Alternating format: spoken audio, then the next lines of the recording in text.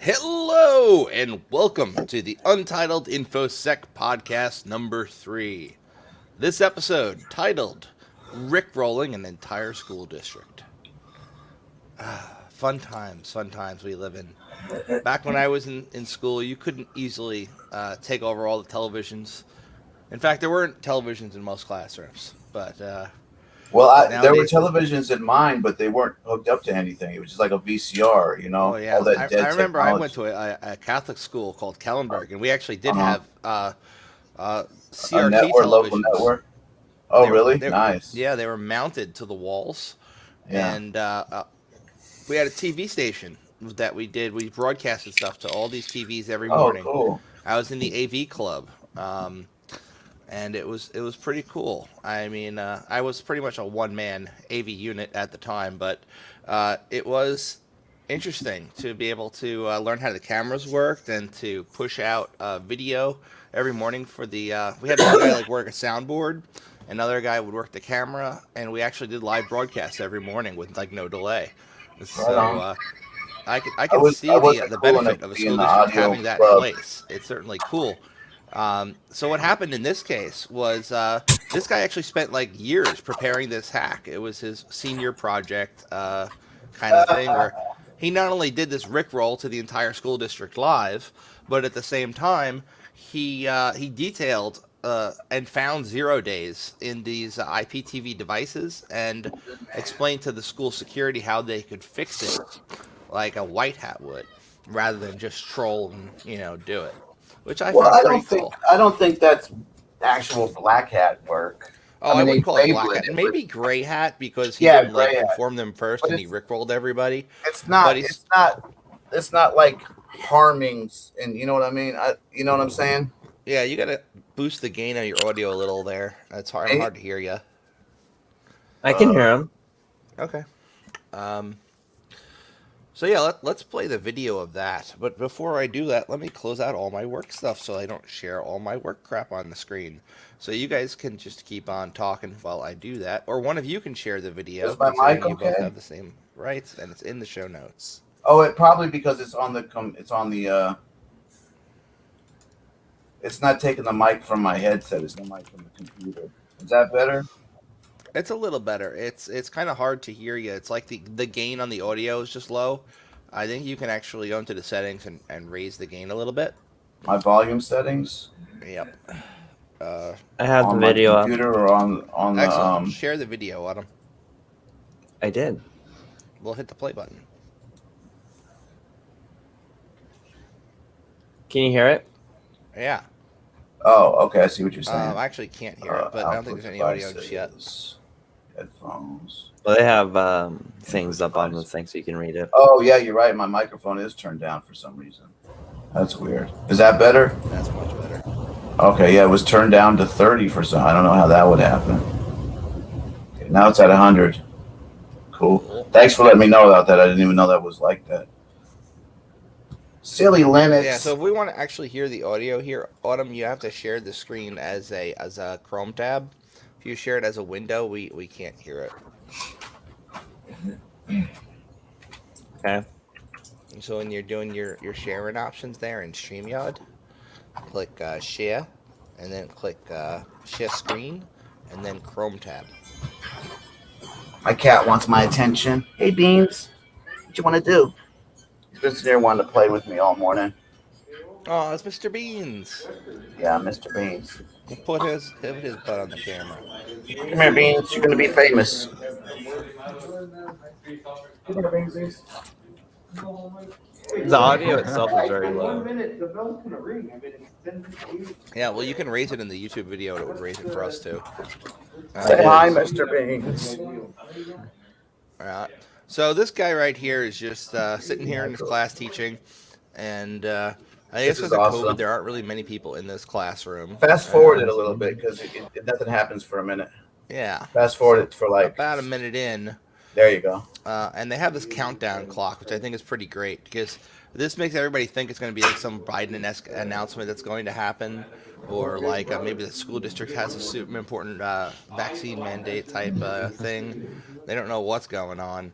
It's just counting down, and then it just rickrolls everybody. And Rick this wasn't one rolls. classroom. This was every connected IPTV device in the entire district doing this at once. Here it That's is. awesome. Boom, son. Rick roll. This guy should get an award. They're walking out already. They knew it was going to happen. Wait, is it Look how only in empty our the class? classrooms are and the Nope, hallways it's are. everywhere. It's playing on the speakers. It's in the hallway. Everything. I Everywhere. didn't They know don't want to be schools were hooked rickrolled. up to the net like this. Oh, it This was an could be a elaborate disaster. prank. It took him It is. years to figure out how to do it. I bet. He hacked these IPTV devices, right? But not only did he hack them, he found 2 0-days in them. It's not like he just found an existing flaw and popped them. He actually found a new exploit for him. One of it was using one of the GTFO bins, which are fairly easy to find. They're like the Linux equivalent of the I forgot what the hell they're called on Windows now. Lol bins, I think. It's in every room. Yeah.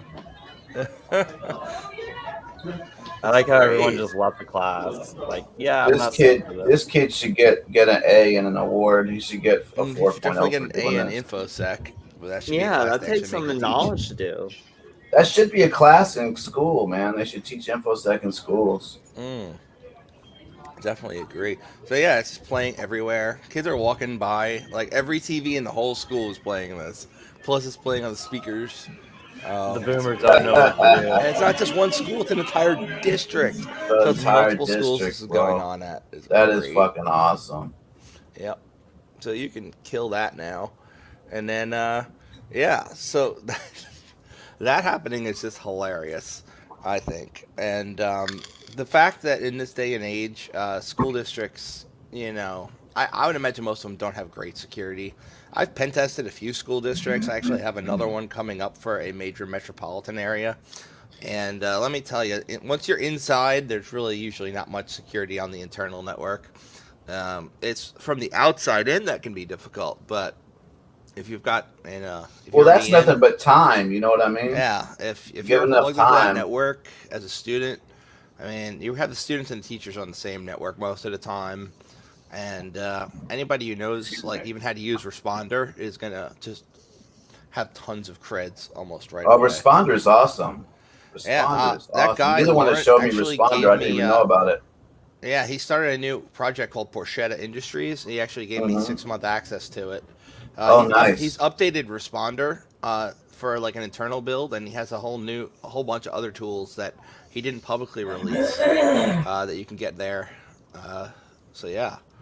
I tried bending my my Peterson pry bars like Bosnian Bill had his, where they were curved, so they're not just straight up and down. And I broke it. I had to JB weld it together last night. Yeah. The good thing is that they're heat treated well. I looked at the grain structure, and it's heat treated nicely. I also broke my little mini Leatherman tweezers trying to bend stuff.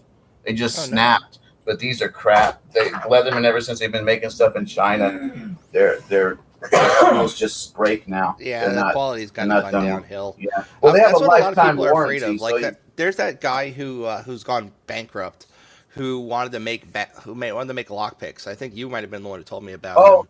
Skylar Town, yeah. And he had the option, I think, of just making them for cheap in China and sending them out, but he knew that his quality would be shit. Yeah, well, you can get stuff made nicely in China now. If you have the money. But most people who get shit manufactured in China kind of go like governments do here with lowest bidder. And, you shouldn't do that. You can get quality stuff made in China now. Yeah, so Catalan the last Simpano 5 or 10 years.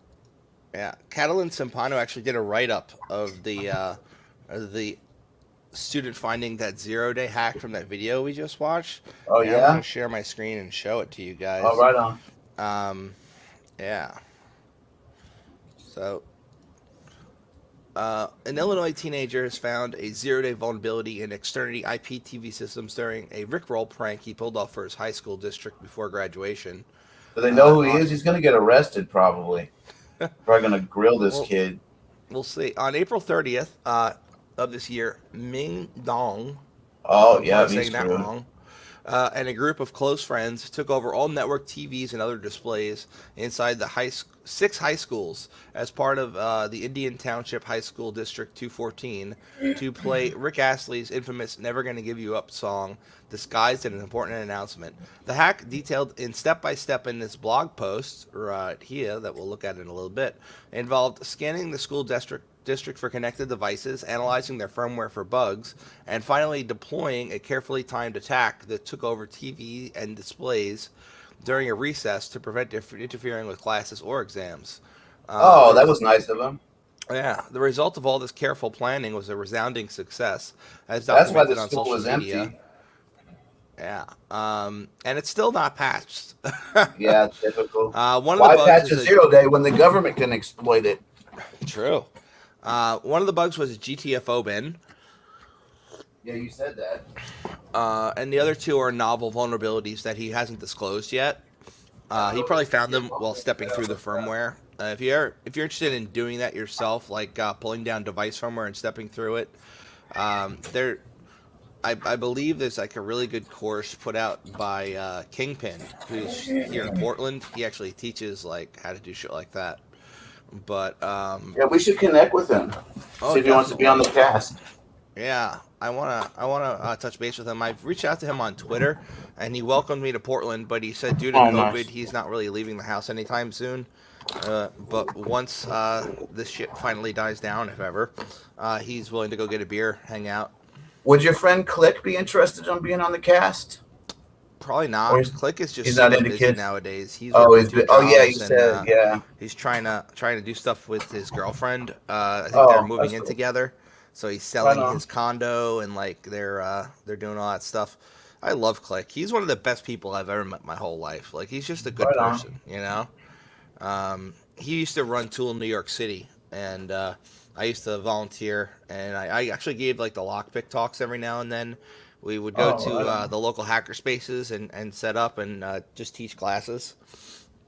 Yeah, it's too bad everything's shut down. You know, I looked at the Tool webpage, and it said even if you have let me put it up there so you guys can see what I'm talking about.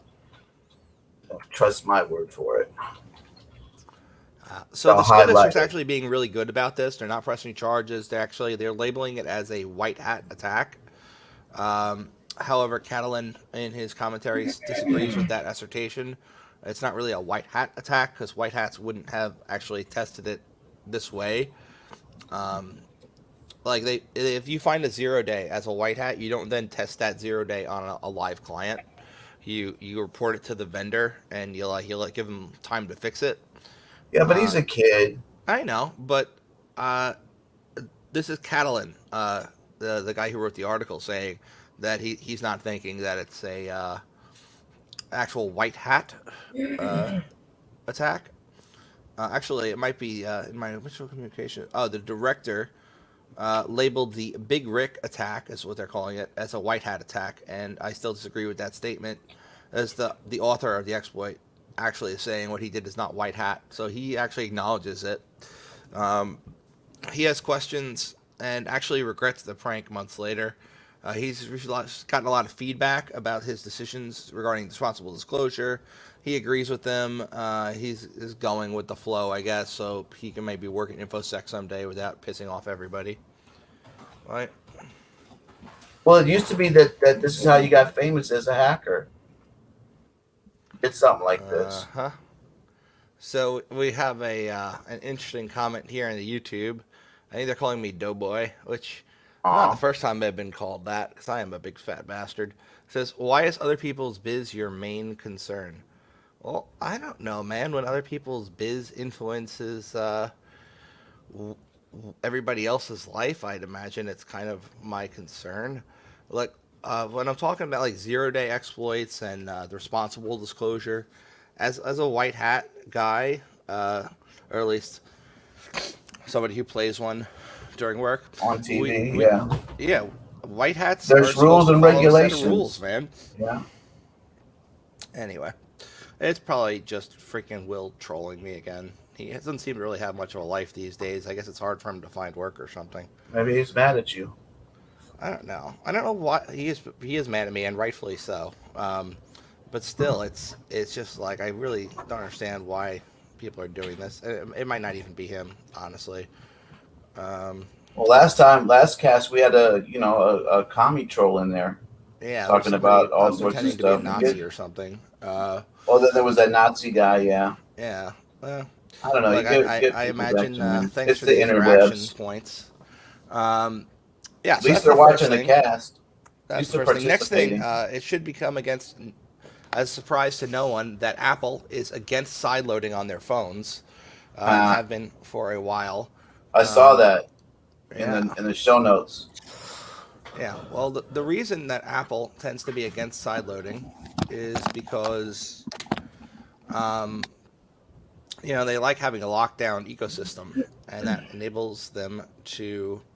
Well, that was Jobs' dream, is a locked, shut ecosystem, so they control everything. So you can just have users and not actual owners. Yeah. So That's why one of of the the reasons why I hate Apple. Apple does not allow people to sideload stuff is because of privacy and security reasons, and the second one being that they want to control all payments that go through the App Store. So if somebody has an app that you can just install and sideload, they could then do the payment processing stuff themselves for, say, like. Well, considering what happened with my game. friend in the Google Play Store, that actually doesn't sound like a bad idea. Actually, life has been really good for me lately. I Right on. moved out to Portland. I'm with somebody I really love, and I'm doing good. I'm working, and I really can't complain. So life is not really boring or depressing right now. And as can it far be as your depressing with me inside in the scoop, I picture? think if you have an inside scoop, maybe you should reach out to Catalan Sampanu or one of those InfoSec reporters and give it to them, because I am not a reporter. I am just an InfoSec guy who likes to talk about stuff. Oh, right. And Dro says, hey, what up? Hey, what up, Dro? Apple is under an antitrust investigation in the EU for anti-competitive practices because they're forcing app developers to use their app store for app installations and payments. This essentially is like if you want to sell an app and you want to make money, Apple's going to take 30% of every transaction. Ooh. Well, it is antitrust.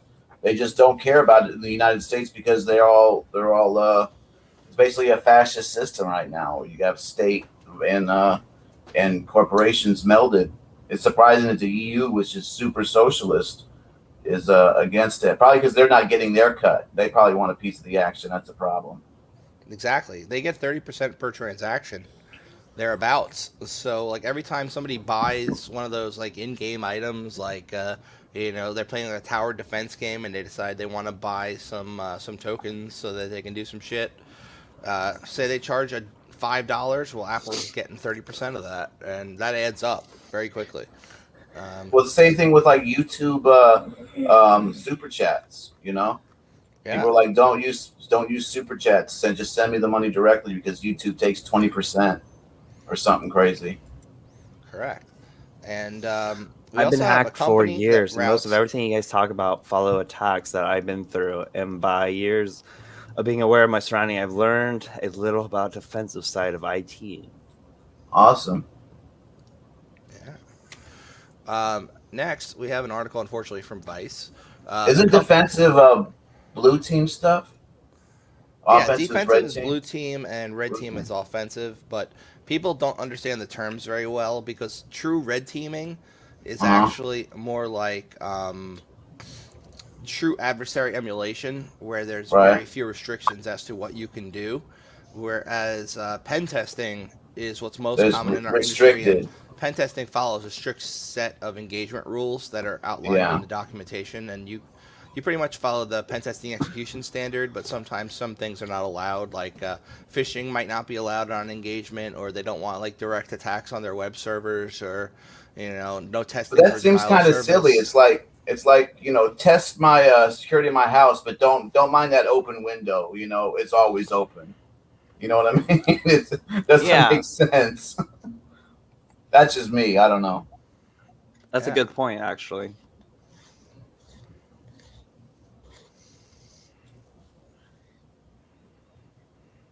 Like, I've got a bulletproof vest. Just shoot me in the vest. Don't shoot me anywhere else, please. Rephrase, doughboy. Thanks there, Adriano Gemin. I see your side and respect your dedication to your craft. I commend your feed and will continue to follow your channel stream. Thanks, man. That was actually pretty nice, despite calling me doughboy again. I think he's talking. Who's talking? He's talking to you? That's not. No, it's fine. I don't care if people make fun of me. I find that funny. I made fun of my whole life, man. Your nickname if I is shit what Doughboy. people think, I wouldn't have gotten anywhere in life. So I just fucking do what I want. Well, we all get made fun of here to the Doughboy. Oh, it's hard not to feel upset if somebody says something insulting at you, but at the same time, you got to think, does it really matter? So yeah, it doesn't really have much of a fact. Right. So some random person on the internet doesn't like the fact that I'm heavyset. Who cares? I've been struggling with weight my whole life because I'm on meds for my psychiatric issues that really slowed down my metabolism. Yeah, well, they put me on meds. I got gigantic. Because I'm pretty big right now. I'm 195, and they put me up to 210, which is 15, 20 pounds heavier. Yeah. So I put on 50 pounds is after a being put on SMS meds. routing company, and they have been hacked, and people have been able to gain access to text messages of clients. So they tend to work in China, I believe, and these hackers have been inside their systems for years, impacting 200 of its clients, potentially. Well, they have hardware backdoors in the phones. You know what I mean? Well, I'm right, but this is what? more than this is not really a backdoor on a phone. This is more like the people who then take the SMS messages when you're sending them to somebody. Yeah. They're like a I don't know if you know how SMS works at all, but it kind of works on sideband data, the data that's not normally used when you're doing phone calls. So it's built in to it. So they used to charge money to send SMS messages. Yeah, I remember. Some phone plans even still do in other countries. Yeah, you only get 500 messages per month or something. Right. But the thing is, it's completely free to the phone companies. It's built into the protocol. It's just like a sideband thing that's making use of bandwidth that would not otherwise be used. And actually, if you have a hack RF and you have some skill, you can intercept text messages because they're not really encrypted. I didn't know that. So That's you can intercept them within your local area. I mean, it's bad for the user, but it's good if you want to get information. Yeah, hack RFs are freaking awesome. I got one of them over here. This one is the hack RF with the porta pack on it. And, nice. This one I can actually I have the Havoc firmware on here, which allows me to do all sorts of wicked shit. There's that Chinese company that starts with a B. I can't remember what it's called, but they make all that radio stuff now. Oh yeah, a really cool beginner project if you're getting into SDR is to listen to and decode messages from POXAG and Flex, which are the old pager protocols. All the hospitals still use this old ass protocol. Tell me about that. They're vulnerable. Yeah, it's fun shit. Imagine what you could do if you were just listening to, say, hospital pagers, because a lot of the time, what they do is they tie their email into these pagers. So when they initiate a password reset, the link for the password reset is sent to the email, which is then broadcast over the message. Well, you can trigger a password you can be reset. resetting the doctor's passwords and shit. You can trigger a password reset on some things just by enough bad attempts. Yeah, my friend Lucky actually has done a lot of research into SMS companies. He found that one of them would allow you to just sign up for an account, and they're an SMS forwarding service for people who want to send SMSs to their clients, but they never verified that you actually own the number that you say you own. So he was able to sign up for other people's phone numbers, and then the incoming SMSs that they would get forwarded to his account, and he would have a copy of everybody's incoming text messages. You and then can do password resets SMS and over shit. email also.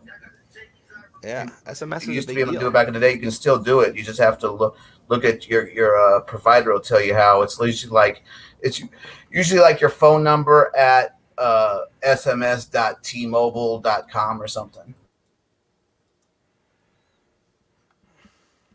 Yeah. So yeah, you can actually they do the automatic text forwarding to email thing with some carriers where every text message you get is actually archived in the email box for you that you can then go access. Personally, I don't really use text messages anymore unless the person I'm communicating with has no other method of communication. I try and use Signal. Signal being my go-to because it's based on OTR, which is what I used to use with my friends when I had my own XMPP/Jabber server, where you can literally establish a one-to-one communication with somebody and encrypt it between the two of you. It's off the record. It was originally developed for like when you want to talk to journalists and you want to make sure your connection to them is just between you and them. But that framework was actually what they used when they built Signal. So it is pretty secure. It uses decent encryption. I don't see anybody getting into your messages that way. Of course, if they have physical access to your phone, they're going to pop it and see whatever the hell they want, but that's different. All right. So luckily, the district did have a sense of humor, so that's good. And the guy's not going to get in trouble for that attack we were talking about. And the other thing is with this company that routes the text messages, without a doubt, the far-reaching security news this week that people might have missed was, the whole Facebook Epic outage everybody's talking about due to BGP. I think it was actually last week now. Yeah. But Cineverse, which actually handles like billions of text messages and call records, was hacked, and they'd been in there for years. It came from an SEC filing that we found out about it, and they're a critical part of the telecom network. It acts like a hub for telcos like Verizon, AT&T. They pass their billing information on with each other. One insider said that the sensitive data was not only text messages but also usage records and more. So if you want to see who's talking to who and all that for OSINT stuff, mapping out networks. Washington is already pretty alarmed by the news, but the company itself has not been very forthcoming with details, and they do business in the U.S. Another thing I wanted to talk about was Twitch. They confirmed a massive data breach fairly recently. They haven't gone too much into detail about it, but there were tens of gigabytes of data, including source code and creator payment figures, all leaked online. And they said it was a misconfigured server that allowed the leak, allowing them to take like enormous caches of internal data. No user passwords or card numbers were exposed, but that's still like it shows how much people made on Twitch, which could be interesting data for some people who are trying to figure out maybe like the IRS. A British court also found out that Dubai's ruler, Sheikh Mohammed bin Rashid Al Maktoum, was using NSO Group's Pegasus software, which is spyware for mobile phones, and he was surveilling the phone of his ex-wife, Princess Haya, as well as her entire legal team. And it's the first legal ruling since They're the getting Pegasus divorced? Papers. Yeah, well, at least he didn't chop her head off, which detailed a leaked list of 50,000 numbers said to be under Pegasus's surveillance. That's a lot of people who are under their surveillance. Now, NSO... Yeah, well, that's why they stopped supporting him, because all these people were doing this horrible stuff. Right. NSO Group that develops this spyware said they dropped the contract with the UAE, and they probably also remotely disabled the software from continuing to be used because the way that they sell their software is they don't actually give you physical copies of it. You access everything through a web UI, and if you lose your access, guess what? It's not like you have a copy of it. You can go back and use like an old version. That's actually pretty smart. Yeah, they manage the Control C2 of their, and everything. So they have their control of their who gets it and who uses it. That's pretty awesome. yeah, so they can just shut you out if you stop paying. It's like software as a service, Yeah, well, that's what malware Microsoft is trying to do with Windows 10 and 11. That's what they're trying to do. Yeah. Have your operating system as a software as a service, because you don't actually own Windows 10. And the SolarWinds hack just keeps on coming. The hackers who exploited flaws in Microsoft and SolarWinds technology to target U.S. federal agencies as part of Russian espionage campaign sought out information on counterintelligence investigations, policies on Russia, sanctions, and information about the U.S. response to COVID-19. The mass hacking effort is believed to be a spying campaign and not a destructive one, and it's the first time that we've learned in more details the hackers' true objectives. It comes as the U.S. government continues to beef up its cyber policies in the wake of the ransomware wave that appeared earlier this year. Dark Reading actually has a really good interview with FireEye's Melvin Mandia, who doesn't often give interviews. In fact, the guy who does Darknet Diaries spent a long time trying to get him to come and give an interview, and he did not. So the fact that he's given one is kind of interesting. And he said when he alerted the NSA to the SolarWinds breach just before Thanksgiving, he was right, because it was true that it turned out to be a really big deal. Like, at first people were like, it's probably nothing, and then it turned out this was not just like a one-off. This was a huge breach that affected tons and tons of companies who ran SolarWinds, a lot of them being government contractors, because the government used SolarWinds to monitor their network health, because it is the cheapest program out there that does that, and they go by the lowest bidder. Lowest bidder, baby. Yeah, lowest bidder, baby. So yeah, there are some big concerns about that, and despite them killing the C2 servers for that, I hear some of them still are up. So some companies still are infected due to SolarWinds and don't even know it. I actually did some research into this a while back, where I was able to, based on the DNS names that query out, you can find out the actual domain name of the clients that are hacked, and based on that domain name, you can kind of figure out what company it is, because a lot of companies name their domain itself. Well, after somebody needs to send them an email. Yeah, and so I actually was able to use some DNS recon stuff that I had access to from a vendor trial, and I extracted a list of like all the DNS addresses that used the TLD, and I was able to run it through a script I found on GitHub that essentially took those names and there's like a long, kind of like base 64 type encoded string. Yeah, it wasn't actually base 64, but you could similar. It's one of those things that if you put it in CyberChef and you told it to do magic, it would figure it out. But regardless, I used the script and it decoded all of them, and I had like a CSV file with hundreds. So you're telling us you're a wannabe script kiddie? Is that what you're saying? I am a wannabe script kiddie. I think everybody's a wannabe script kiddie. I want to be a script kiddie. Burn! Google's going to be giving out free security keys to government people. Nice. Yes. So Google's going to be giving out security keys to 10,000 high-risk users, which is helpful since it's currently out of stock in the Google Store. The news landed days after Google's threat analysis group sent out about 14,000 notifications to Gmail users, letting them know that they had been targeted by state-backed hackers from Fancy Bear, which is Russia. How do you know that? Because Bear is Russia, and Fancy is just one of the groups in Russia. They have really weird apt naming rules. Apt 28 is Fancy Bear. So essentially Gmail's letting users of their service know that Russia is trying to hack their accounts, and a lot of these people probably don't have two-factor turned on, so if they get in, there's nothing stopping them from, say, exporting everything and going through it later, or using that access to reset passwords of other services, because like a lot of people, we tie everything to our main email account, you know. Yeah, but Google should at least notify them that there's a login from a different location, unless they're going from a, you know. So yeah, but how are they going to notify them? By email? Just delete the email. Oh yeah, that's right. Wow. I mean, if you have a Google phone, you might get a notification that you've logged in from a strange place. Well, that's why I have my Android. I get notifications on a couple different things, you know. So if it comes through, it comes through. Indeed. But maybe that's just me. Yeah. And Frank, you are softer than the other two.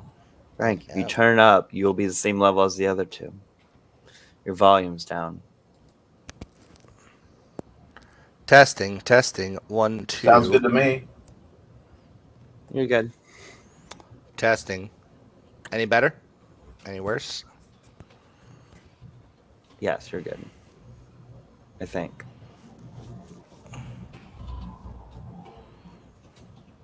So what about that Google whistleblower? Oh yeah, the Google whistleblower, the second one or the first one? The first one I think turned out. You said I had heard the first one. They going through their tweets and they found that going back they were some very pro-communist tweets or something. Yeah, nailed it. There's an article in the Post Millennial. Oh well, that's not a reputable source. Of course not. Yeah, that's not at all reputable. We can't share that. We don't want to give. I don't know who's their chief editor now. I don't know. I don't know. Anyway, I know Blair White writes for them, and I think Andy does. Andy No does. And, nice. I like Blair White. She's cool. Yeah, Blair's cool. Autumn and Blair have some beef, I think, but. Ooh. Yeah. Autumn made the mistake of asking for proof when she was claiming that Yaniv was a pedophile, and then she just banned her rather than replying. She probably thought she was trolling, but still. Do I have a history of trolling? Who, you? Never. I never troll. I troll sometimes. I like it when people call you a troll when you're not trolling. It's like, do you not know what that word means? Oh, true. I take that with pride. You're just a troll. Thank you. I've been known to troll. I mean, look, there's nothing wrong with trolling if you're not doing it like super maliciously. Some people, when they troll, they do it not like just to annoy people. They do it to actually like cause harm. Yeah, and that's a little different. But yeah, Google gave out these free security devices to a bunch of people. I imagine they're like these little two-factor YubiKey type things, which is kind of cool. And the last InfoSec thing I want to talk about before we move on to comedy is the VDL group hack, which has not really been in the news all that much. They're out in the Netherlands. You can make your own USB key, right? Security key. You can. There are, but it's not really worth doing. Well, that's why I've never done it. I always wanted to, and I look at it. It's a gigantic hassle. Oh, it is. You'd have to get a PCB manufactured, which you could probably do over at Osh Park fairly cheap. And then you'd have to solder some components together and program it with like an Arduino type interface. I mean, it can be done. I just don't see the point. I mean, technically, you could probably just buy an Arduino and flash something onto it that would make it act like a security key. But I've never played with that. It'd be a nice project, though. Regardless, the VDL group hack. These are a company in the Netherlands that makes the machines that go into the car factories. And because they make the machines, they also constantly maintain a network connection to those machines that they have made for whatever reasons. And they themselves got hacked, and then the attackers used that access to go to all the factories where they have machines and spread ransomware to all of these factories. Whoopsie. And now all production has come grinding to a halt. You think? Wow. In the Netherlands, in a lot of car factories, because it's not just one company that uses these machines; it's lots of them. And well, they've already been having problems with chip supplies. This is bad news. How many cars? What cars do they make in the Netherlands? Like I'm not sure. I'm really not sure. Volkswagens or something. Let me look it up. You could probably just look at VDL Group and look at who their customers are. They probably listed on the website. But yeah, it looks like the way that people got in was an open container. Probably Docker API was exposed publicly. But Docker's secure. Look, Docker can be secured if your developers are not dumbasses. What a lot of developers do, it's a security versus convenience thing. They want to work on shit remotely. They don't understand security, so they expose the Docker API. Well, that's what I was saying. That's actually when I one of these podcasts, I actually misspoke when I said because you disagreed with me, Frank, because I said that programming securely is just as easy and simple as programming not securely. What I meant is that teaching programming securely, you know what I mean, it's the same amount of time basically as teaching you know what I'm saying? Does that make sense? That people should be taught to program securely from the get-go, you know? Yeah. Like after you get the basics done in like a 101 class, 102 should be programming securely. Agreed. The thing is, colleges tend to be like 5-10 years behind on all the trends in information technology in my experience. Like when I went to school, they were still teaching, when I went back to college a few years ago just to finish up my bachelor's, because I already had like half the credits, and they were still teaching like their networking security class was mostly focused around configuring firewalls, and like while yes, configuring a firewall is an important skill to have. That's not it. That's like there's so much more to InfoSec than that. But that's all the class was about. It was just about like, and it was called like Network Security 305 or something. And like people can come in over port 443 or whatever they want. You know what I mean? Yeah. That's just silly. VDL group, yeah. So they got hacked, and it looks like they were running container technology. I don't know what 1723 is off the top of my head, port-wise. 1723. I know the other one is 5060, which sounds familiar. Okay, but the VDL group, that's point-to-point tunneling. That's Cisco. Cisco's point-to-point tunneling. Yeah, that's Cisco's got a ton of vulnerabilities. Is a SIP server, so that's like VoIP shit, right? So they could have gotten in through any of these. I see a lot of the time, like companies will leave their SIP servers completely at default configurations, and then you can run this fun tool called SIP Vicious, and you can kind of Vicious, that's funny. I get it, like Sid Vicious, yeah. SIP Vicious, and SIP Vicious will enumerate all the stuff in there, and even give you some helpful ability to listen to, say, people's voicemails and other things. It's a really cool little project designed to audit the security of like voice over IP systems, and specifically not the phones themselves, but the system the phones connect to. Yeah, it's cool shit. We gotta hack Evil Core. Evil Core? Yeah, like Mr. Robot.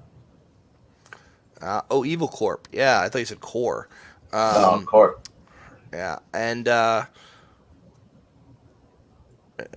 Marxist beliefs thing. Yeah, you shared that. Okay. Well, let's take a look at it. Despite the dubious source, revealed. Facebook whistleblower's private Twitter account. Add the stream. Espoused Marxist beliefs. Espoused. Yeah, that's a better word. They should spell it with a Z. So they have a list of, I think, 6 tweets that seem pro-communist. They're pretty cringeworthy, bro. They're like buying your niece a comic book about communism and postmodernism. Because communism wasn't bad enough. Let's add race to it. Because that's what. But does the fact that this person is, or at least believes in communist ideals, does that detract from what they have brought to light about Facebook? Yes, because everything they're trying to do is politically motivated to censor more, because they want more ideas to be censored that doesn't conform with their views. So if you were to say back in December last year, oh, what about the Wuhan lab incident? What about that conspiracy? What if that's true? Let's censor that. Let's censor that. And that's what they do. Oh, what's the difference? What's the difference between censorship? Nothing she brought. She didn't bring anything up that was whistleblowing, like the anxiety and depression and suicide caused by teens, which most men commit suicide. Most women attempt. Yeah. Not only that, but we've known everything else she said about like girls and images. We've known about that for years. We've known about that. It's been around about magazines. Nothing new. Basically, she was complaining that Facebook wasn't being authoritarian enough for her liking. Exactly. She's a filthy fucking communist. Exactly. Did you say filthy fucking communists on my podcast? He probably is filthy. Are you trying to get us banned from the algorithm? No, just demonetized. Oh, we're already demonetized. We don't have to worry about that.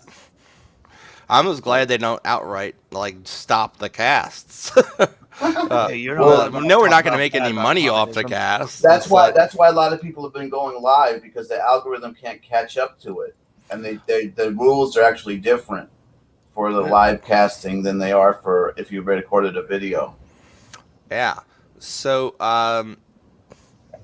we actually had a question in the stream about was the PHP get compromised somehow? Right?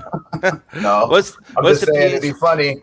My YouTube channel goes down, because here's the thing that people don't realize, because this happened to me because somebody was using my name to sell like video game stuff and spamming it on YouTube comments, is that when they take out your YouTube, they take out your Gmail, they take out your Docs, they take out your Google Drive. You can't access any of that. Your Google account is done.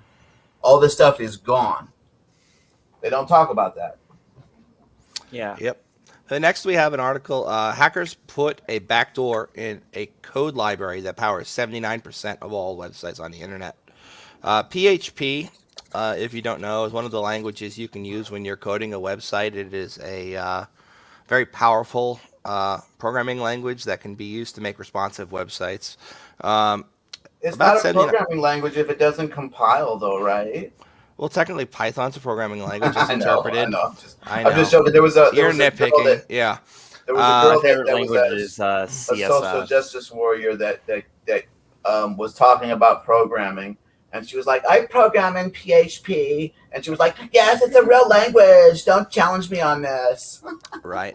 So the SolarWinds attack that happened recently, right? The attackers targeted the code base of a widely used library, so that changes they made would impact instances of the software run by the end users. They installed a backdoor that would allow them to remotely execute changes to the PHP code after it was put into websites. So they could throw malware in there. They could do all sorts of evil shit. Wow. It was first reported by Bleeping Computer. Is this the one that's 10 years old?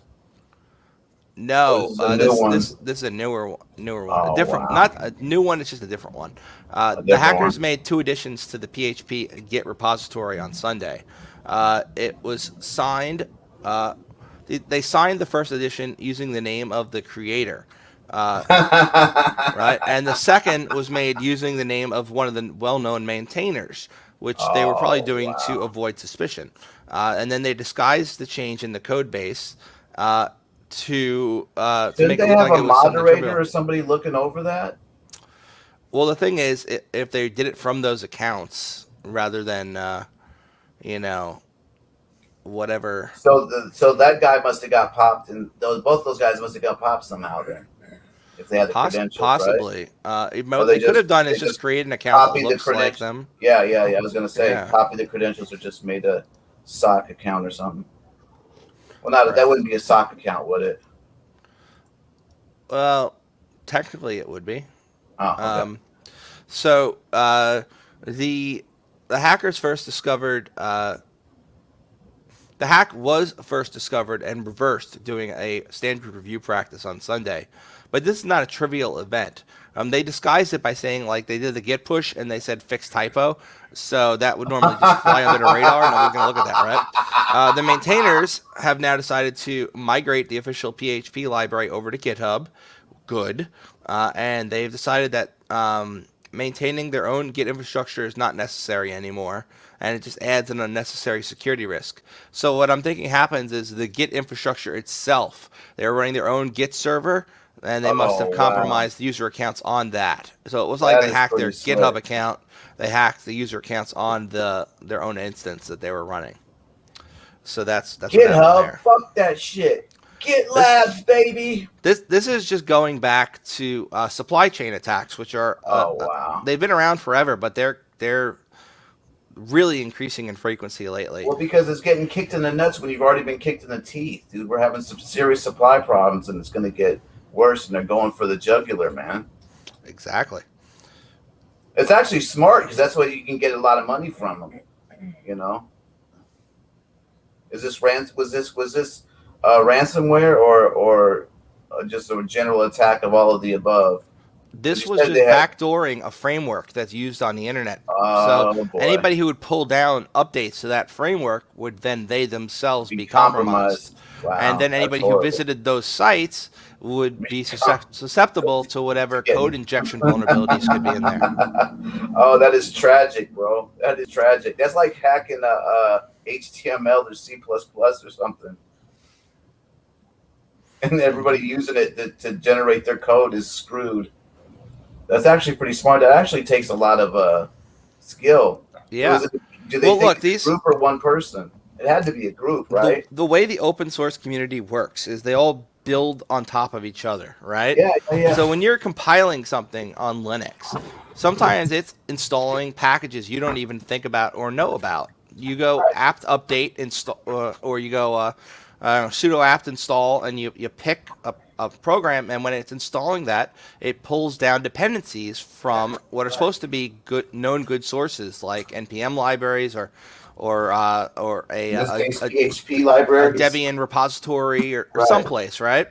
So when it's pulling down these dependencies, if somebody, like for instance PHP, if that dependency has gotten shit in it that shouldn't be there, I meant repositories. I said dependencies. I meant repositories. It's the same thing. It's just different. It's the difference between pre-compiled and already compiled. It's the same shit. So so it's like what they were doing for a while was they would take a project that had a bunch of dependencies, right? And they'd go through these dependencies one by one. Sometimes it relies on an internal dependency, right? That means that the project maintainers have their own version of something and they've slightly maybe renamed it. So when what people would do is they would then register that name and put malware up there. So this is now so ingenious, man. This is almost as good name as is that. not there. This is almost as good as that one that you told me about, how they went up the chain and hacked all the boxes that were being hacked. Yeah, this is pretty ingenious, bro. I love this. That was I think the Pro FTP. Essentially, the guy used a wormable exploit to go and patch all the people who'd already been hacked.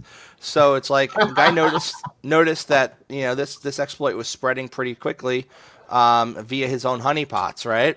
And he's in jail now, serving 35 years for a malicious computer. He wrote an exploit himself that used the same worm that went to all the boxes that were already wormed, and it patched the thing and locked them out, locked the bad guys out. That's what we should start doing. Just patching stuff for.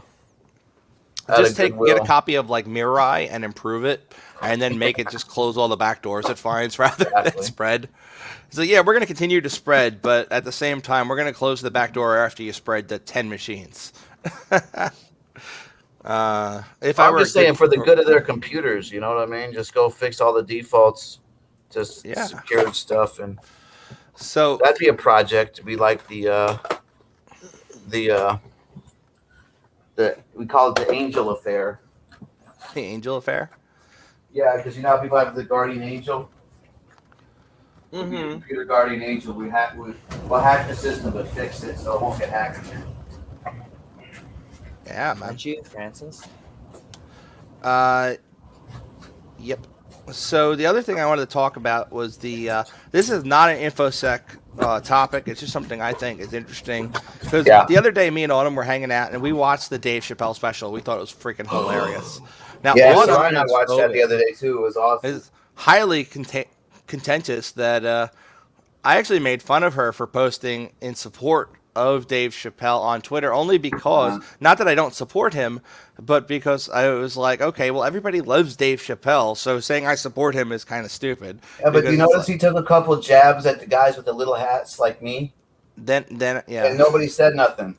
He took 2 stabs. He makes fun of everybody. That's what's awesome, but you always hear, they always get offended at everything. Nothing. You know? Yeah, like I'm not offended at all. He didn't say anything. There are no sacred cows. I mean, and then people were like talking about how he calls himself transphobic, and it was clearly in a joking way. Like, remember, I'm transphobic.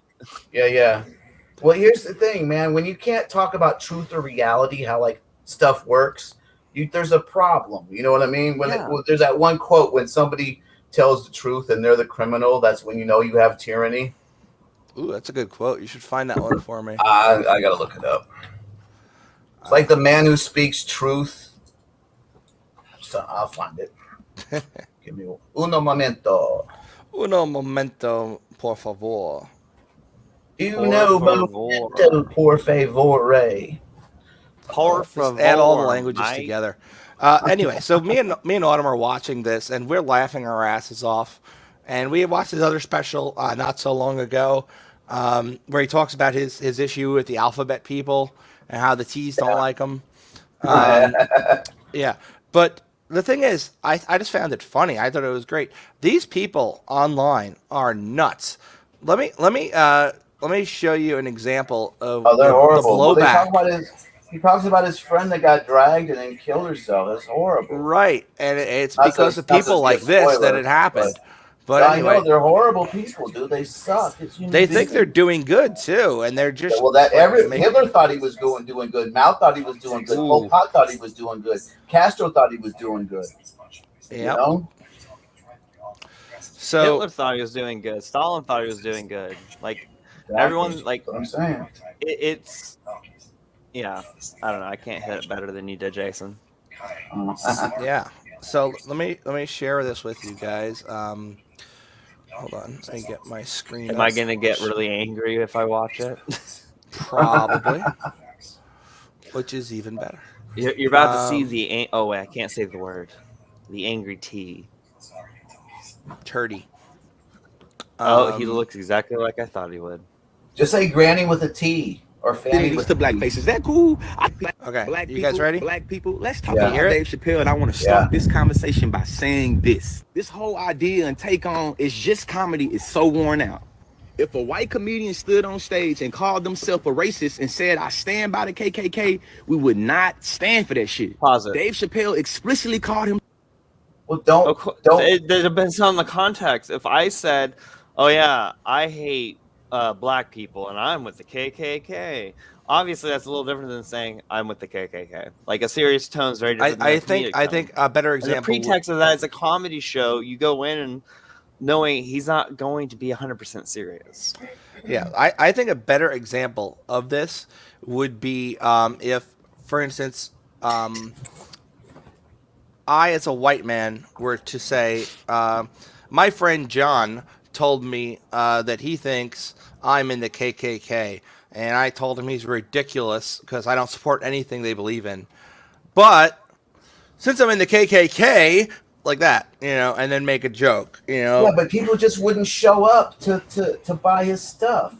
You know what I mean? It's that simple. Don't frequent it. You know what I mean?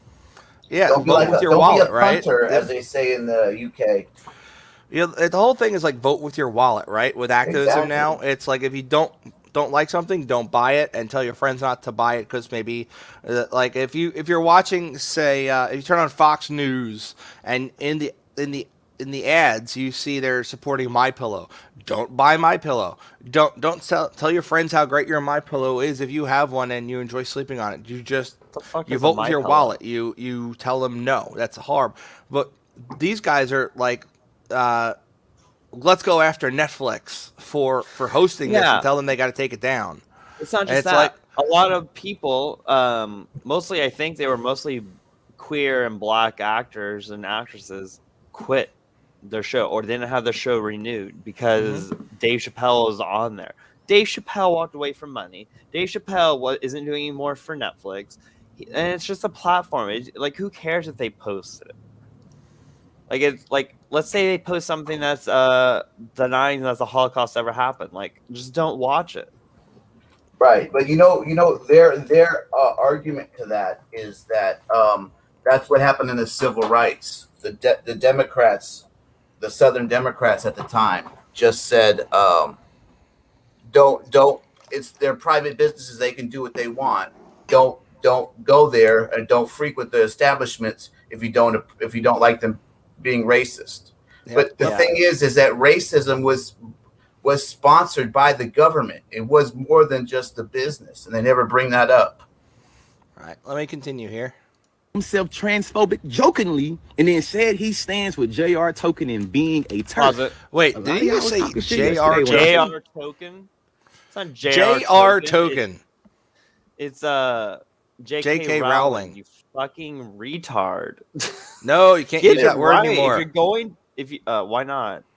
It's not politically correct. It offends the people of the I'm not talking about people community. who are intellectually disabled. I'm saying it's another. If I said that's stupid, why not just say retarded? It's the same thing, same connotation. It's not. It's really a word. I've been schooled on this by my lefty friends. Apparently, it's not socially acceptable. Well, anyway, I said I have not watched the film, but I can already tell that black trans women are missed out. Not only was I right about black women being missed out, I'm gonna have the same energy with y'all. I don't want to engage in a conversation about y'all with the. You never saw the special, and he's talking about it. He's talking about his preconceptions before seeing it. Oh. The film, but I can already tell that black trans women are missed out. Not only was I right about black women being missed out, I'm gonna have the same energy with y'all. I don't want to engage in a conversation about y'all with the Dave Chappelle Special until y'all show me that y'all have read and or talked to a trans woman or trans person, but y'all haven't. Blackface was comedy too, though. You feel me? Y'all cool with blackface? How about comparing trans identities to blackface? Is that cool? I thought we all agreed that blackface was offensive and racist regardless. So you're trans. And blackface isn't. Blackface is not wrong. Robert Downey Jr. did blackface. I didn't care. Well, you're white. I didn't care about Dave Chappelle's stuff. Well, you're just a trans-hating, self-loathing, transgender woman. Yes. You're probably Dave Chappelle did whiteface. Really is that a problem? Yes, people. Yeah, they've done whiteface, like in what was that movie? Two Chicks or something. Girls. White girls. Chicks. White chicks. There you go. Which is why a lot of trans people would see issue with comparing their identity with blackface. But let's keep it going, though. Dave Chappelle said that the black community is jealous of the LGBT community because of all the progress they made. And then he followed that by saying that he misses the old Stonewall gays. I took issue with this shit. For y'all that don't know, the Stonewall riots happened in New York. Is literally where the whole entire pride movement comes from. And it was started by police brutality to a trans black woman and a trans Latino woman, Sylvia and Marsha P. Johnson. This little comparison of the black community to the LGBT community does a disservice to black trans and black queer people like Marsha P. Johnson. Why? Why does it do a disservice to them? I don't know. This guy is the same guy that say J.R. Token, not J.R.R. Token, but J.R. Token when he meant J.K. Rowling. You know, like these people are morons and they don't know anything. You know what I mean? Yep. Because they're erased in that situation. When Dave Chappelle talk about the black community being jealous of the trans community, we're not jealous of black trans women being the most exterminated in our country, is we? No. All of y'all that say, well, y'all only care what y'all want. Guys are the ones that are killing black trans. They don't ever bring that up. Yeah, and why is that? Because they're more conservative. They're more like socially conservative. But they play on the Democrat side because that's how they get what they want when they want special rights. Because they have. Well, here's the thing: they have a sliding scale of morality and principles to fit whatever they want to do at the time. You know what I mean? Yeah. And that means they're unprincipled, unmoral pieces of shit. Yeah. Ooh. They never talk about like the problems within their own community. It's like they're saints. Right. Exactly. Like I have friends that are in those areas. Like that's not always the best culture to raise a child. It's horrible culture to raise a child because look, here's the thing. It's always easier to point the finger at somebody else's problem and say you have the solution or what they're doing wrong versus fix your own shit. If we all worried about our own selves, we'd have no problems in the world. Mm-hmm. True that. All right, let's finish this. Hey man, I'm not transphobic, but you bitches over there ain't got no real pussy. I'm not transphobic, but I'm team turf. That's literally gaslighting. This is textbook trans homo negative. Gaslighting. He doesn't know what gaslighting means. Negative.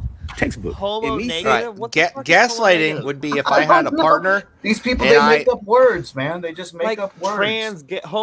Trans people are not related to homosexuality. There are trans people that are homos, and there are trans people that are straight. There are trans people that are bisexual. There are trans people who just don't have any sexuality. Trans doesn't have. Here's the thing: that trans doesn't have anything to do with the sexuality of the person. Exactly. That's what I'm saying. Yeah. Exactly. And the joke he said before and after that didn't change the context of him joking about trans women genitalia. It's transphobic. And then y'all keep on bringing up Daphne, this white trans woman, to insulate himself from criticism the same way that white liberals do when they go out there. What the hell does the skin color have to do with anything? Because that's how they see through everything. What about Daphne? Daphne being that friend of his who killed herself after the people on Twitter went after her for essentially defending Dave Chappelle and saying that Dave Chappelle was not what they were claiming he was. And this guy's saying that him bringing that up is trying to insulate himself from criticism. It's the same idea of them saying when a white guy is dating or marrying a black woman, right? That he's trying to insulate himself from criticism by getting beneficial things, aka sex, from a black woman when he's actually just trying to keep her in slavery and oppressing her by being her mate. None of this stuff makes sense. It doesn't stand up to criticism. That's why they don't want to talk about it. That's why it's not criticized in the public. And if it is, you're labeled a Nazi immediately because they can't discuss any of this stuff because it falls apart. There's nothing to it. It's all a power grab. These people wouldn't know what to do if a real Nazi walked in front of them. They always put that video of that guy in the black jacket under a bridge getting punched with the Nazi wristbands. Like, if they're real Nazis, they would probably stomp your fucking head in. So, like, stop acting like everyone's a Nazi when you are conflating what people are to being this horrible thing just because you don't they call everybody that's a communist isn't a Nazi. Right. I just wanted to bring this up real quick. Is a Nazi. Sorry. Based on something Dickie said here, it says masses of people enslaved, dying or worse, but everybody cares about this. That's why nobody talks about what's going on in China, right? So in China, and there's more black people enslaved right now than any time in any other time in history. 48 million people enslaved, but because the Muslims are doing it, it's not a problem. And also in China, the global slavery index presumed there are approximately 3.8 million people enslaved in China right now. Most of these slaves work in the manufacturing sector. And then, of course, it says, discuss dubious. You know, it's like, we don't know that for sure. I wonder who put that there. But in 2020, the United States Department of State warned American businesses against the use of supply chains using Chinese facilities that use slave labor. But in a lowest bidder environment, guess what? Slave labor is going to be the cheapest. It is. But I fact checked that, and they get housing and food, so they're actually getting paid. They're not real slaves. Well, what they do is they get around calling them slaves by essentially paying them a wage and then taking that wage back for their housing, and they live on. Yeah, exactly. Yeah. So they used to do that. They used to do that with the company store in America. Yeah. Well, it's no secret there are a lot of people in America still who are working, who are so indebted that they are unable to get out of the hole, and a lot of companies will hire people who they know cannot, like especially on the farms out in certain states where they hire migrant labor. The migrant labor that they hire work on the farm, they sleep on the farm, and they're seasonal, and then when the season's over, they go back to wherever they came from, or maybe they go somewhere else, who knows. You want to know, check this out. You want to hear something awesome? It's a similar condition, that's what I'm saying, and yes, I do. If you are if you have a baby with a woman, right? And she applies for welfare because for whatever reason she's applying and gets welfare. They take, if you're behind on that, they take 50% of your take-home check, not your gross check. 50% of your take-home, which is usually about 70%. There's a song Autumn loves that she plays all the time about a country western singer whose ex-wife is essentially making out like a bandit. Is that the term? You don't know the song that I'm referring to, Autumn? You play this shit all the time. Country western singer, he's going on about how my wife stole my pickup truck and she shot my dog. What is the song, Autumn? You play it all the time. I don't know. Who does it sound like? Is it a boy or girl? it's a boy, and he essentially she got the she got that gold mine. She got Jerry Reed. Jerry Reed, yeah, she got that. And now we have a copyright strike. She got the... Yeah. And the lyrics go like, she got the gold mine, I got the shaft. They split it right down the middle, and then they gave her the bitter half. She got the gold mine, I got the shaft. That's a good song. I like that song. Yeah. Oh, good shit. All right. Well, that's pretty much all I have for the cast. Finish that Dave Chappelle thing. I want to know what the rest he says. Oh, that's all I got because the YouTube video only shared that much. Oh, dang. It's probably TikTok. And I don't feel like going on TikTok and getting a Chinese virus on my computer. Yeah, exactly. It's horrible. I never used it. I vowed not to use it the moment it came out. Well, Timcast got banned from TikTok. From TikTok. Yeah, they got canceled. Timcast. Well, TikTok is overwhelmingly becoming geared. Well, it's owned by China, bro. And you got to. It's odd that China would be pushing one agenda over another. Left of America because they are oblivious to China's mistakes. And they support communism, so it's like that's their American ally. Yeah, but they actually call them. They actually have a word for them. They call them the white American left. They have a degrading term for them because they don't actually respect them. They treat them like useful idiots. They do. I can't remember the term. Bezu. There you go. Oh, we do have some news about that. That Dave Chappelle special, right?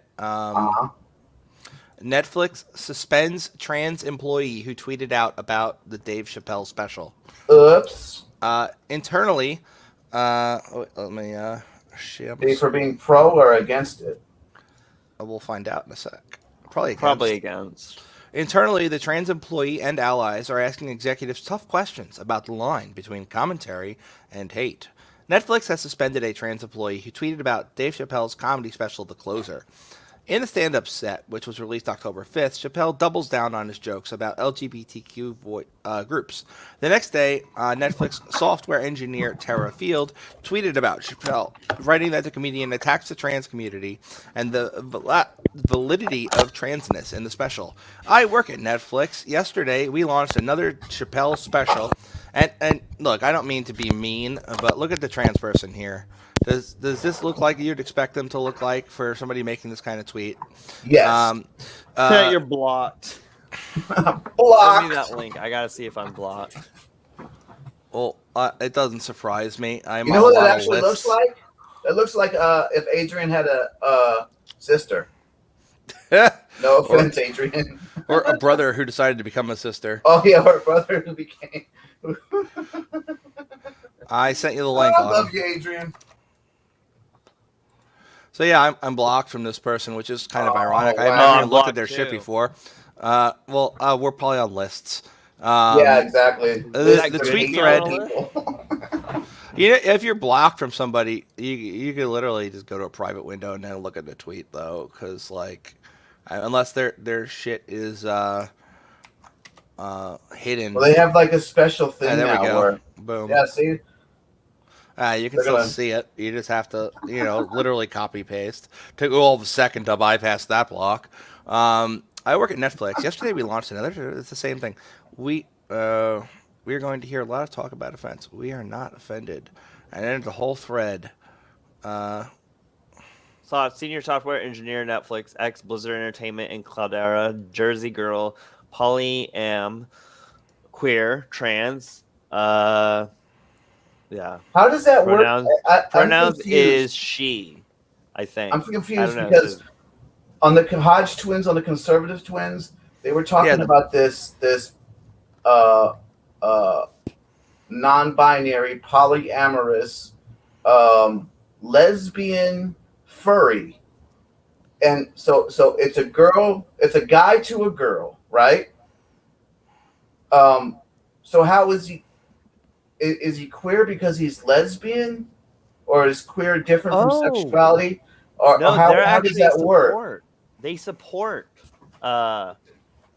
Oh no, you were looking at. He's supporting he's supporting the Dave Chappelle thing. Well, Netflix is putting it out. How are they banning this person? It's so stupid.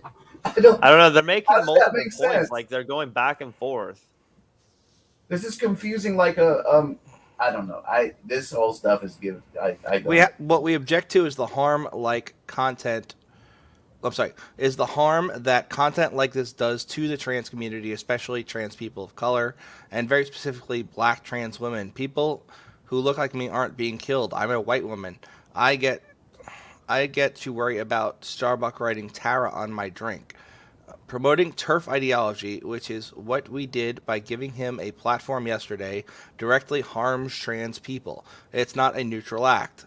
This is not an argument with two sides. It's an argument with trans people who want to be alive and people who don't want us to be. Well, you know what I heard?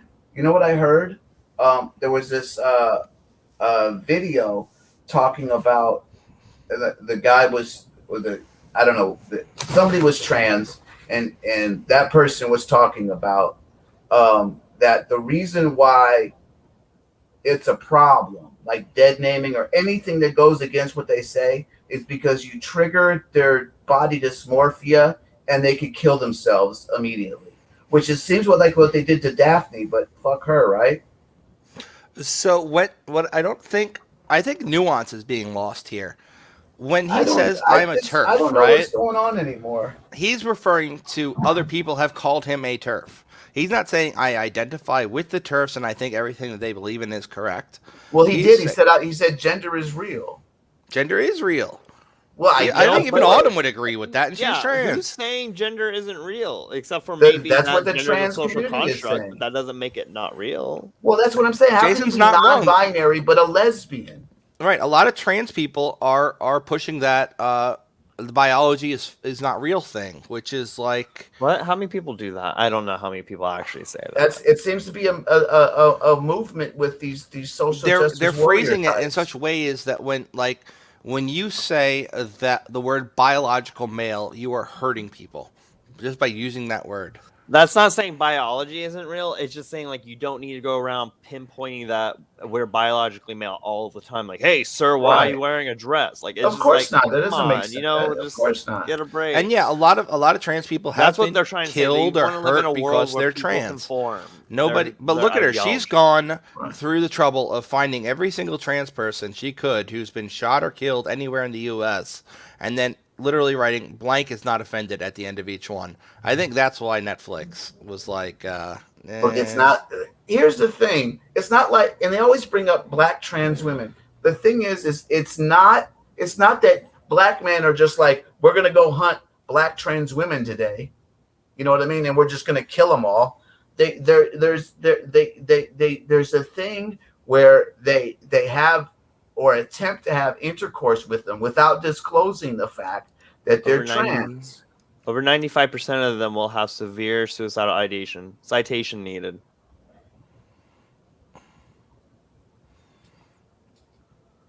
And what exactly, can you expound on that a bit? Me? No, the person who made Dickie. the Dickie. Oh yeah, Dickie. no. Over 95% will have severe suicidal ideation. I don't think over 90 over. And besides, and when they do, how does she know? And the thing That's is, the thing. How do you know what's going on in somebody else's head or what's going on? You know what I mean? Yeah. I've read the Williams Institute study that showed where people are like, 42% of trans people are suicidal or have attempted suicide in their life. They don't ask, have you been suicidal in your life because related to your gender and how you're treating society. They just, have you ever had it in your life? Let's see what LGBTQ Nation has to say. This article was linked in the original Tara Field tweet. Oh my god, he's not a TERF. He was joking. You're not allowed to joke about things like that. Yeah, you can't joke anymore. No jokes. No jokes. Well, allowed. That's the thing. I think that comedy you. is like one of the last places where free speech is allowed, and they're going after it. They're trying to snuff it. It's not allowed. That's the thing. Well, yeah, we've had comedians who have been, like, if you talk about Kramer, what he did was a little off the wall because he was just being an openly racist asshole in a show where he was just using the N-word because people were heckling him and stuff, right? This is different. This is not that kind of comedy where... Yeah, this is different than him. But they don't want to discuss. discuss. Here's the thing: they don't want a discussion about this. They want to say whatever I'm saying at the time, no matter whether I contradict myself from stuff I said in the past or contradict myself in the same sentence I'm having. Agreed. Do not call me on it. Do not discuss it. I say what I say, and that's the truth, and everybody has to accept it. That's what they're doing, and it's not just it's the left, period.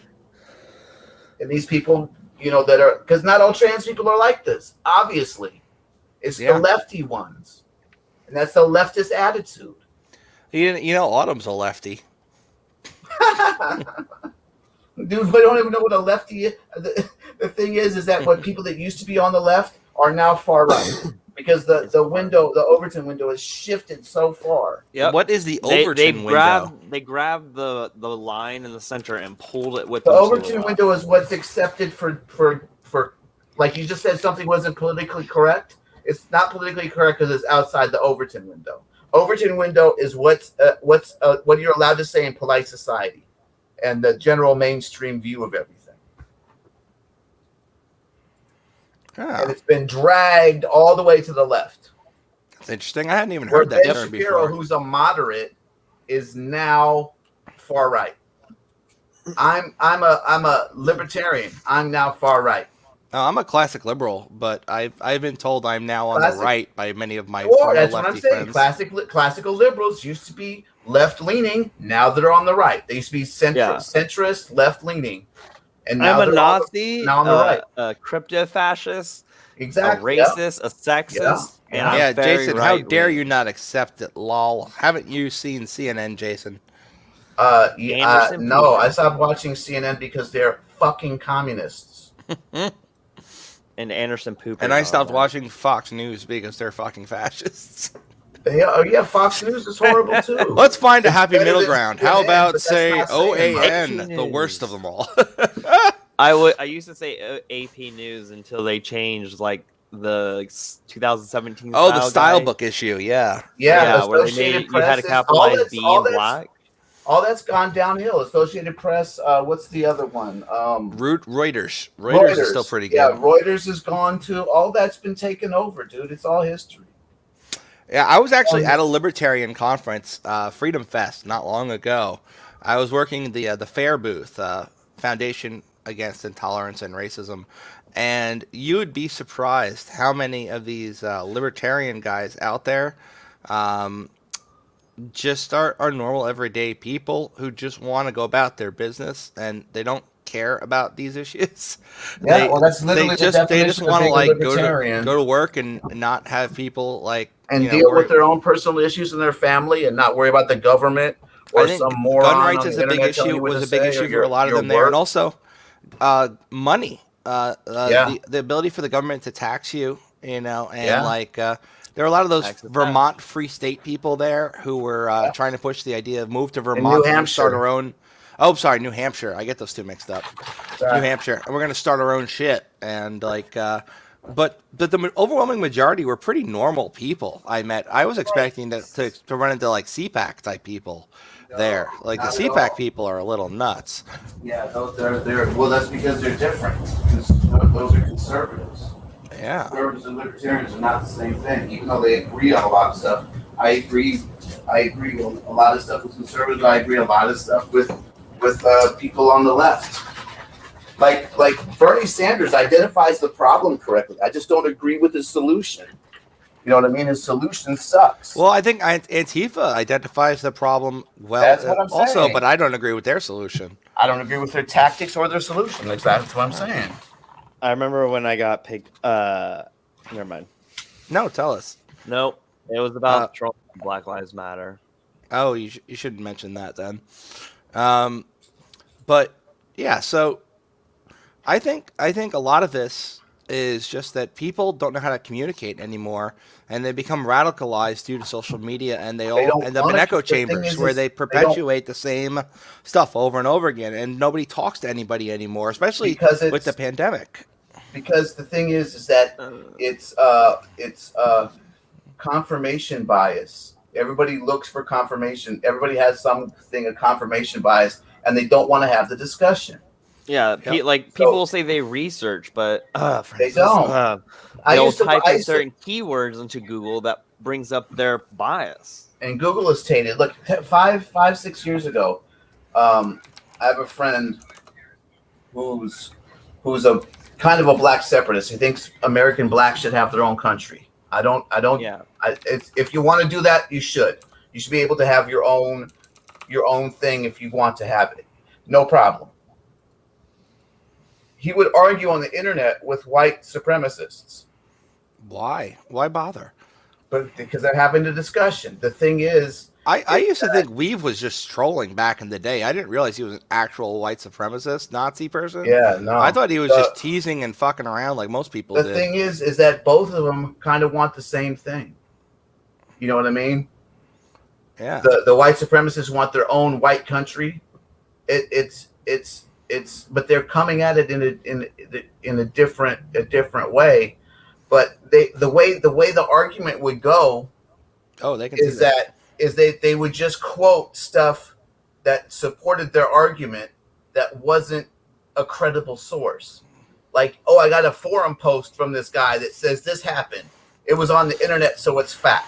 You know what I mean? The other guy had posted YouTube where it's a same thing. Well, this guy has a PhD in, whatever he has, but it's got nothing to do with sociology or genealogy or anything like that. And I was like, look, just because he has a PhD doesn't mean he knows everything. It just means he's a racist with a PhD. That's it. You can be wrong even in your own field. Even of course. Well, that's the thing. We have this say that you had a formal education in something. You can learn everything a PhD can give you while going to a public library, scouring the internet, reading peer-reviewed papers. It's not that hard. Exactly. Right. I mean, I did it with physics. I'm sure I'm not an expert at it, but I'm sure, like Jason, you could easily learn anything from it. There's no point in going to the library. No, it's the same source material, but you're not going to be as good as it because you're not practicing in the field and you didn't do the lab work and all that stuff. But you can get a cursory knowledge of the field where you can have a conversation with somebody about it that's in the field. You know what I mean? And you can also. I would say, depending on how creative or intelligent you are, you can come up with solutions based off existing knowledge that other people never thought of. Most of the big breakthroughs come through hobbyists or individual people doing their own research. It doesn't come from big corporations. They refine stuff and they do stuff, but big companies and big corporations and government have breakthrough stuff is like zero. It's always somebody outside the box that is doing it. And the people always say, you got to think outside the box. Dude, you can't think outside the box if you're in the box, period. You know what I mean? Yeah. Right. Dickie was actually saying he's not a fan of Jung. He said some of the same ideas. You don't have ideas, that is, ideas have you. One of the things I love about Jung is that he talks about the concept of integrating your shadow. And while it's a dangerous... if you read the Red Book and some of the other things he's written... the concept of the shadow is really fascinating. It's like everything you kind of repress. And once you come to accept that, you become what's called an integrated personality, and you're actually supposed to be able to be a lot more productive and happy. And I mean, Jung has more stuff right than wrong. You know? Yeah. He does certainly have some weird concepts, like for instance, it was a long time ago. Also, we've got breakthroughs that he wouldn't, he would have changed his mind on certain stuff. Yeah, like the concept I think of the. It's not universal subconscious, but it's something like that. It's some interesting shit in there. This is not. So, this is just a coffee mug. Ashes. Coffee's a drug. A good drug. Apparently, there's going to be a walkout of all trans employees at Netflix. I should get a job at Netflix and just work there and on that day. Just get paid to walk out. Yeah. And this was written by Zoe Schiffer. I think she actually used to work at Duo, and if memory serves, these people are all the same. No, it's a different Zoe. I hope they loot their jobs so that way I can get a job with Netflix now. The Trans Employee Resource Group at Netflix is planning a company-wide walkout on October 20th to protest statements made by the co-CEO Ted Sarandos regarding Dave Chappelle's latest special. Trans Lives Matter, Trans Rights Matter. As an organization, Netflix has continually failed to stop Like, fail to show deep care in our mission to entertain the world by repeatedly releasing content that harms the trans community. Autumn, are you harmed at all by this special? You are a member of the trans community. Absolutely not. I'm not saying that you here's represent them or that you can talk for them, but you are a member of the community. Are you harmed at all by this special? No, I laughed my ass off actually. Here's an interesting thing a discussion, a talking point I heard is that with like the civil rights movement, right? The people in the civil rights movement had a list of demands of stuff they wanted. You knew what they wanted to accomplish, the goal, done, right? Gay community, they had a list of demands. You know what they wanted. They wanted marriage. They wanted this and that, done. Okay. He said with the trans movement, we have no idea what they want. What do they want to accomplish? What's the thing? You know what I mean? And I think it's because it's the last frontier the left has in any social thing to make any movements. So it has to encompass everything. Everything has to be a trans thing, you know? And I think I wonder as an experiment, what would happen if you printed up a bunch of transparent stickers that just had the word trans on them, so that you could stick trans on top of anything else and it would look like it was part of the original paper, right? And then stick them over like on top of, say, a Black Lives Matter poster. So now it would say trans Black Lives Matter. And just like put them everywhere. And just fucking stick them everywhere and watch what happens. Just watch the shit brilliant. That stirs up. Thank you, Dickie. Oh, you could put two stickers next to each other and you'd be trans. What about the trans? Actually, I think I might ask Mary to make some of those. You go to the printers and have them print out a whole bunch of trans. No, Mary can make any sticker you want. She's like really talented at that, and she'll do the graphic design shit for free. She throws that in. Anyway, so in the special, Chappelle addressed critiques he's gotten from the community, then doubled down on his jokes about trans people. The stand-up set has been widely slammed by trans activists and groups like GLAAD and the National Black Justice Coalition. Internally, we've discussed through Slack, email, text, and everything in between. Our leadership has shown us they do not uphold the values with which we are held. Between the numerous emails and non-answers that have been given, we're told explicitly that somehow we cannot understand the nuance of certain content. Exactly. The nuance. They don't get the nuance. I'm going to share something. This is why I don't like GLAAD. I actually read the book. They are, without a doubt, fucking stupid. For example, they'll go down to some of these words and how they want you to reference terms you may not use in hit Control Plus on that screen a few times. Control Plus. Yep. Passing. While some transgender people may use these terms among themselves, it's not appropriate to repeat them in mainstream media usage. This is all stuff you're not supposed to use. Defamation, defamatory language, tranny. No, you can't say that word. Don't say it. I'm trans. Who's gonna get mad at me? Adrian? No, the automated content filters will. What they do is they text to speech everything that we talk about, and they run them through the filters. And then if any of the words, too many of the words are used that are controversial, they flag the content, and then they may put it up for review. About then it's down for days, and nobody can see it until they have somebody go through it. I'm just talking about transitioners, like in a car. All right. Well, yeah, these are words you're not allowed to use. They're defamatious language. Yeah, I don't support GLAAD. They don't speak for my people. They are they're nobodies. Well, technically, you're not allowed to speak for your people either. Nobody can speak for their people. I speak for myself. No one should be speaking on behalf of the entire community. I don't get this collective thinking bullshit. Exactly. I think it's really dangerous when we have groupthink and everybody who's not a member of that group gets shit.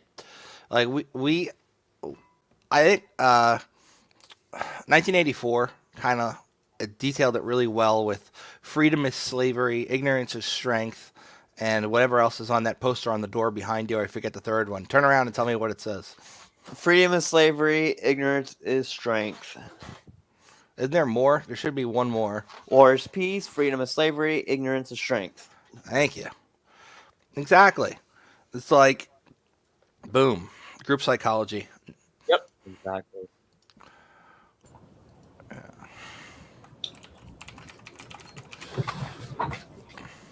So yeah, that's pretty much the gist.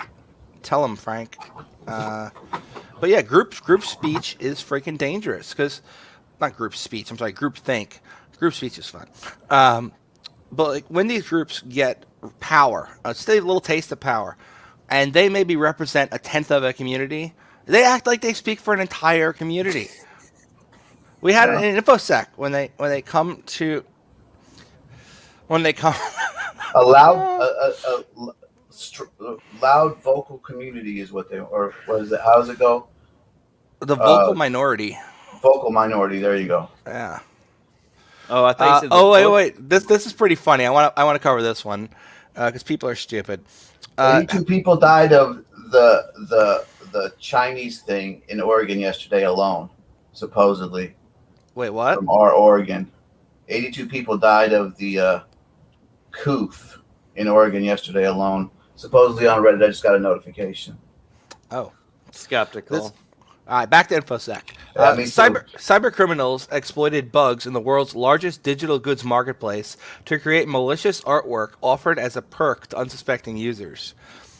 Users over at OpenSea, the world's largest digital collectible marketplace, they sell NFTs, have found their cryptocurrency wallets ripped off thanks to cyber attackers weaponizing security bugs that allowed them to hijack users' accounts. The attack revolved around booby-tracked art files, which circulated in the form of free gifts. That's according to Checkpoint Research, whose researchers looked into a series of claims that cryptocurrency balances were going poof for both market shoppers and merchants. OpenSea is a peer-to-peer marketplace for virtual goods. It's kind of like a Etsy for NFTs and cryptocurrencies, crypto collectibles rather. And NFTs, non-fungible tokens, are a way to take a reproducible digital item like a photo or an audio file or an art file and then turn it into a unique item. A marketplace uses blockchain technology to establish a verified and public proof of ownership for such things.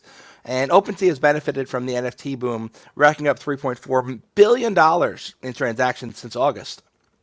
Cyber criminals are, of course, drawn to money and hubs that sell things like this, like moths to a flame, and they have been true to form with OpenSea, according to Checkpoint.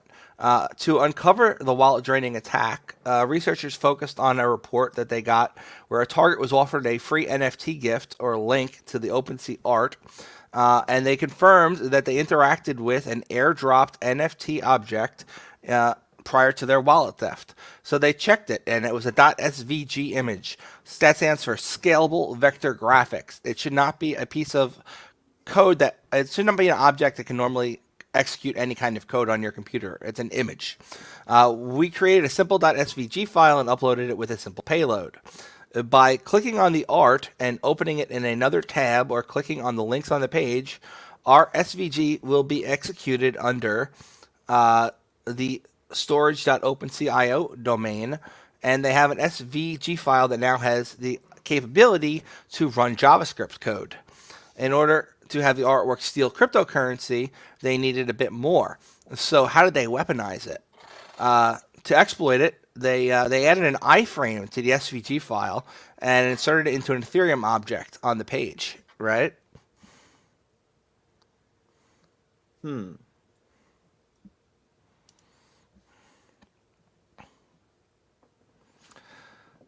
So Adrian's not on this particular stream today, but I will let him know KB is looking for him. Anyway, okay. So then this exploit works in a really clever way with this iframe, where the person gets the free gift. They open up the file. It executes some JavaScript that opens up an iframe. Iframe if you know anything about web dev, was kind of the way we used to do things before this whole new REST API driven way we do shit now. But it literally opens a frame of the inside a web page. So it's like a web page in a web page, right? And what happens next is kind of interesting.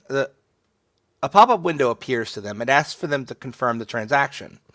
They click on the pop-up to sign the transaction so that they can interact with the file. But in the background, right, it's doing like a cross-site scripting attack where it executes the payload, and then if it sees your wallet open in that tab, it automatically transfers any money in your wallet to the attacker.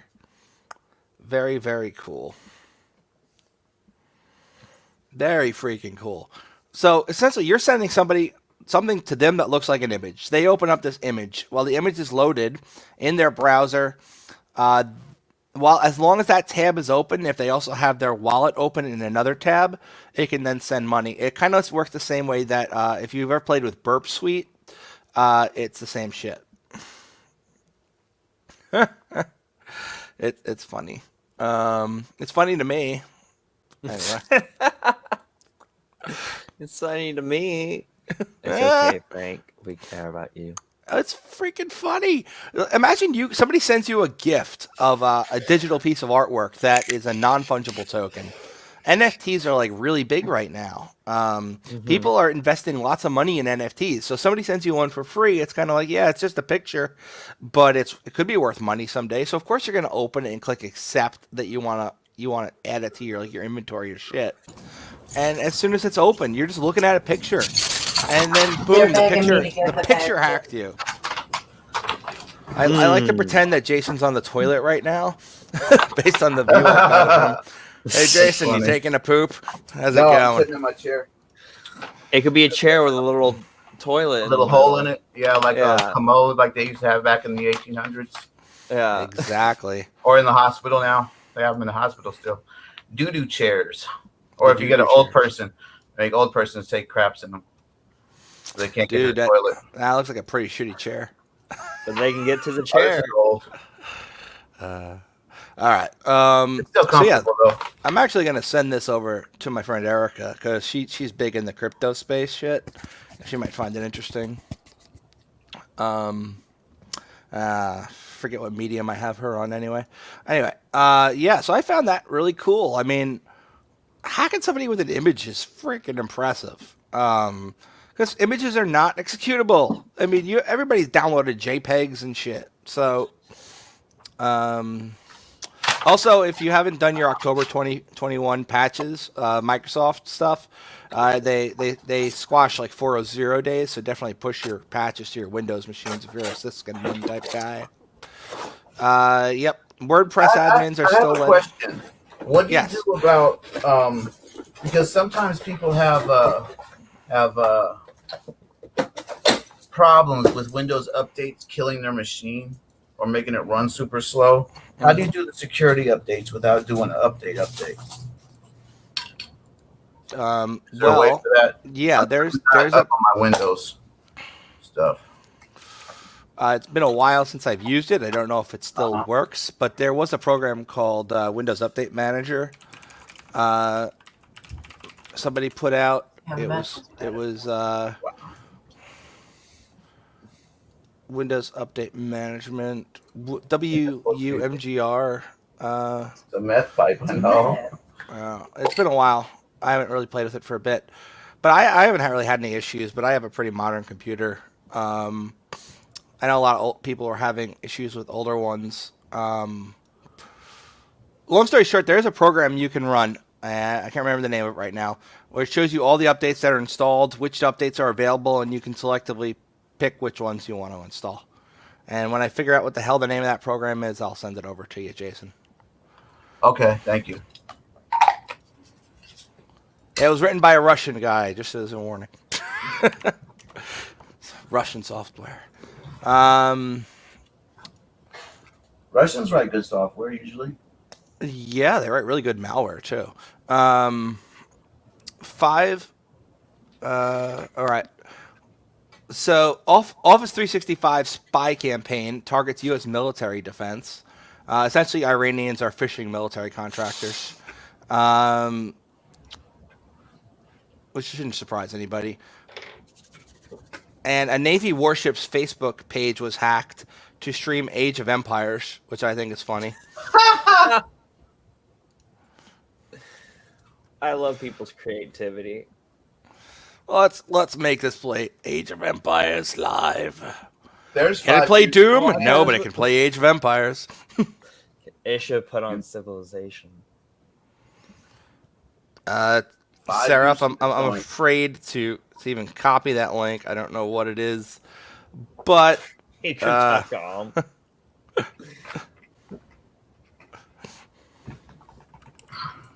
You know, I think my browser update killed my my ability to launch a web, because it's not just it's not just Thunderbird, it's every program. If I go to launch another website or a link or something, I just get a blank page. Yeah. All right, I think we've covered enough, so we're going to get going. I actually do have some work I got to do today. I appreciate all of you for coming out and watching the stream. You guys are awesome. That was fun. Thank you. And Adrian is not Oh, here. we actually did it on a Wednesday. I am not Adrian.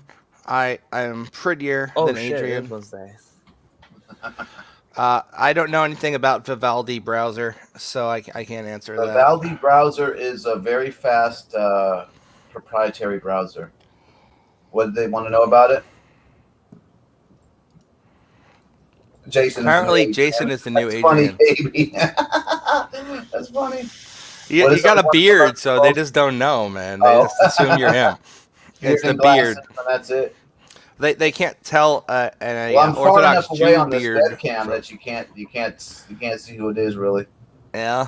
Well, there we go. We can just pretend you're Adrian. I'll start calling you Adrian during the cast. Just the Vivaldi browser isn't a bad browser if you don't mind proprietary software. It's fine. I think it's Chrome based. Yeah. So it runs pretty fast. I played with it a little bit just to see what it was.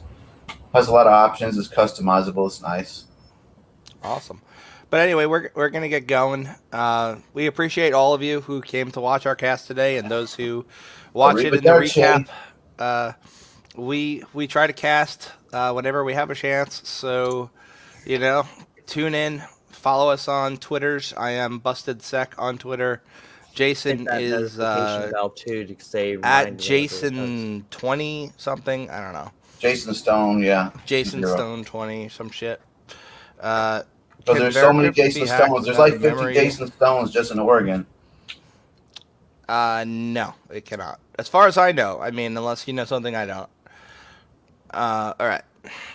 Veracrypt is pretty damn secure. All right. Later, guys. Bye. Bye.